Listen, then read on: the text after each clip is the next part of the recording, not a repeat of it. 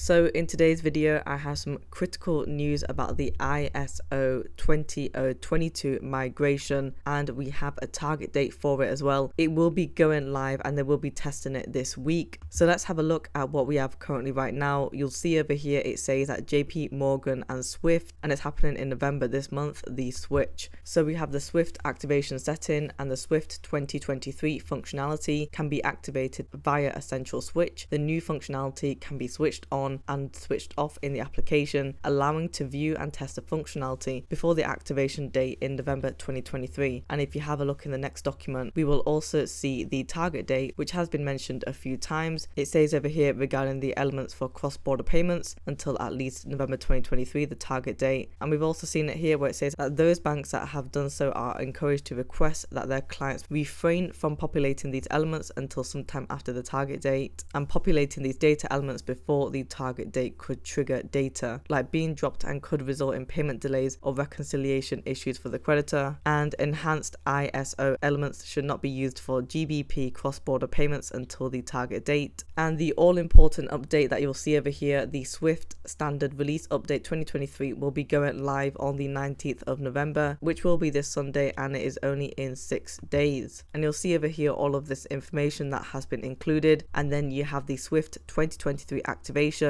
again on that date that we saw in the previous document, and that is basically the system configurations. So again, this is huge news coming from JP Morgan about the ISO integration, and it definitely is going to be a huge week. We have a quote here from Brad Garlinghouse, and he said, "What Amazon was to books, Ripple is to cross-border payments." And within this article, Brad Garlinghouse said that Ripple aims to be the Amazon of payments, and I believe that this was said back in 2023, so roughly over 3 years ago now. And guys, could we potentially see Ripple get onto the level of Amazon for payments? And I am very excited to hear for the XRP community, considering the fact that we are now 3 years from this, and we have built partnerships, we have real world utility, and we are only growing stronger as a community as well. And especially with the licenses that we have received in Singapore, and working with pilot projects and certain banks, and also getting recently approved in Dubai. And so let's see if Ripple can continue on this upward trend. Another piece of news that we have is the XRPL, and now there is a countdown that has begun for the XRP Ledger. You'll see over here that we do have the V1.11, which is a version that people are currently using now. However, it is strongly advised that they update their systems to stay in line with this crucial development. And so the version that they will be going on to is the V1.12, and basically what they need to do is achieve an update consensus of over 80% within 14 days, and that's necessary for the implementation of fixed reduced offers V1, which addresses critical issues with the DEX. And the primary goal of this is to reduce the prevalence of order books that are obscured by reduced offers, ultimately enhancing the overall functionality of the XRPL. And so basically what this version means when people update is that there will be better usability and functionality for the XRP Ledger.